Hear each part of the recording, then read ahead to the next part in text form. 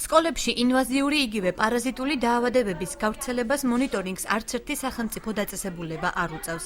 აღნიშნული დაავადებები დაბინძურებული საგნებიდან ადვილად ვრცელდება ჯანმრთელ ადამიანებზე. დაავადებების კერად ხშირად სასწავლო დაწესებულებები გვევლინება. პედიატრები თვლიან, რომ პარაზიტების გავრცელებას ხელს სანიტარული ნორმების ზედმიწევნით დაცვა და საკლასო ოთახების ხშირი განიავება უშლის.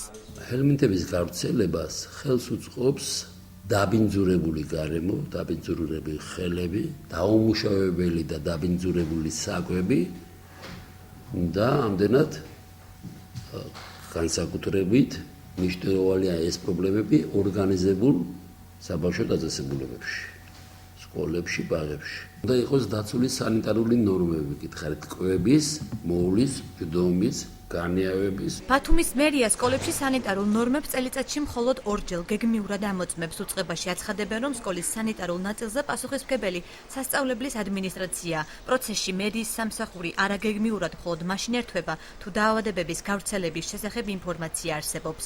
კონტროლი სანიტარული სამსახურის მიერ ხორციელდება წელიწადში არანაკლებ ორჯერ.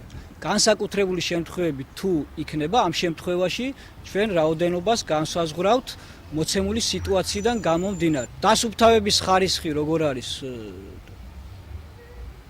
სკოლაში, თავისთავად არის სკოლის დირექტორი პასუხისმგებელი, ხო? სკოლის პერსონალს სანიტარული წესრიგის დაცვის მიმართულებით რეკომენდაციები დიდი ხანია არ მიუღია. ექთანი ამბობს, რომ პარაზიტული დაავადებები ხშირია, თუმცა უკანასკნელი წლების მანძილზე საკითხით არავინ დაინტერესებულა. 5 წლის წინ დაარიგეს ჭიის წამლები. შემდეგ მოვიდა, აქედან 2 წლის შემდეგ მოვიდა ბრძანება, რომ ანალიზებით ჩაბარებულიყო. ჩააბარეს ბავშვებმა წამლები, ეს ანალიზები და ისევ რამოდენიმე ხნის შემდეგ ისევ მთელი სკოლის მასშტაბით დაარიგდა წამლები, ჭიის საწინააღმდეგო წამლები.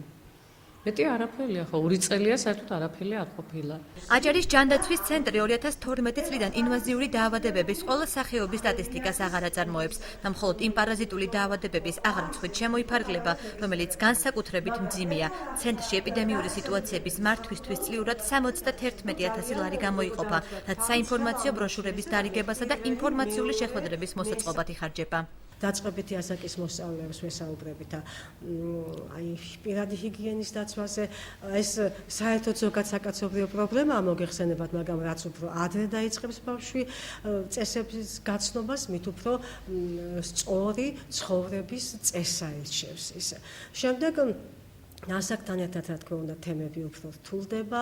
ამ დრომდე რეგიონში ინვაზიური დაავადებების სამკურნალო არც ერთი პროგრამა არ ხორციელდება.